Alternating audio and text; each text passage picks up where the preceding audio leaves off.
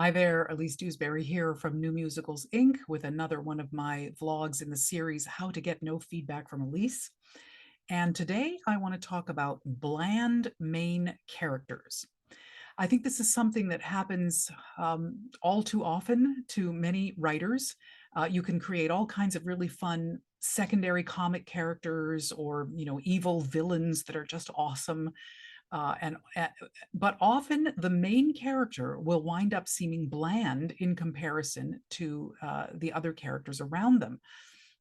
This is a very common phenomenon, and I think that one of the reasons that this happens is because in an effort to create a character that you want your audience to like, sometimes what you wind up doing is creating a character who is dull and boring and bland because you're afraid to make them too quirky, too weird, too mean, too flawed, because you're afraid that then your audience won't like them if they're flawed. And so your audience winds up liking all of the other characters, but finding your main character to be a bit bland, maybe a bit passive. And so I think the thing to consider for your lead character is that in order for me to really want to go on a journey with your lead character, and to feel compelled that your lead character needs this journey and that something is going to change for the lead character on this journey, you have to be willing to take your character sometimes to some dark places. Your character has to be flawed. They have to have problems in order to be able to need to solve their problems. And sometimes that's very tough to do, to take your lead character to a dark place because you're worried that your audience will not want to come back from there with you. So I think the fine line to tread is how can you take your character into some deeper, darker moments so that and show their flaws and yet leave enough room for redemption that your audience will be able to believe that and go along with you when your character figures out what they've been doing wrong, rights their wrongs, fixes the things they've done wrong, examines their flaws and changes their characters.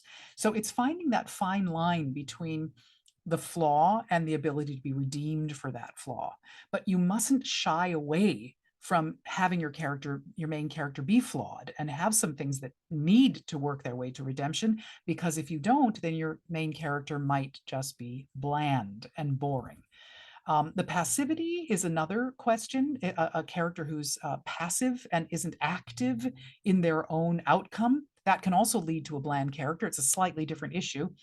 You want to be careful that your character isn't acted upon, isn't a victim that things happen to, that they need to respond to.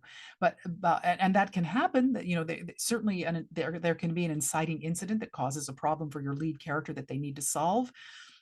But then you need to try to find a way for your character to be active and to participate in their own fate, and not to just have things happen to them or someone else solve the problem for them.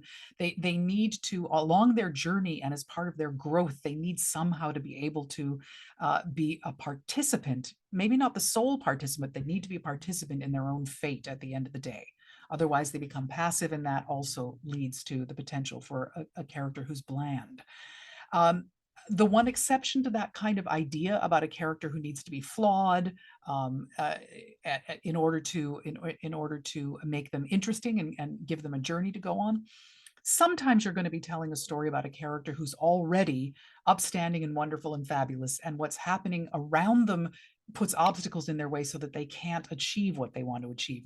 They're already trying to achieve the right thing. They already have all the right ideals in line, but something is stopping them. A villain or some outside force is not allowing them to achieve their goal. And you can certainly write a story like that in which your character is already a shining example of humanity, and they just have so many obstacles that they need to overcome them, and that isn't necessarily a bad thing. I'm not sure that that's always the most interesting story for us to follow. I think even in that case, even if your character basically is already a pretty good example of humanity, some flaws would still be useful. It's still useful for there to be some flaw in their character that's contributing to the obstacles or making it harder for them to overcome the obstacles, something that they need to learn in order to overcome the obstacles that are stopping them from achieving their goals. And I think in general, you're going to find your lead characters are much more interesting that way, but it takes a little bravery. You need to be willing to risk having your audience not like your lead character in order to have your audience really care about your lead character and feel like they've learned something and they've progressed somewhere. So if you sit on the fence and try to keep them likable, you might wind up having them just be plain old bland. So that's what I'm recommending today. Make sure that you're willing to push the boundaries a bit with your lead character, and risk the possibility that at least at some point during the show, your audience might not like them, but leave open the door for redemption so that we can find our way back. And I think that's going to give you the most interesting and powerful journey for your lead character. So that's been a little discussion about bland lead characters. That's it for this time, and we'll see you next time. Toodaloo.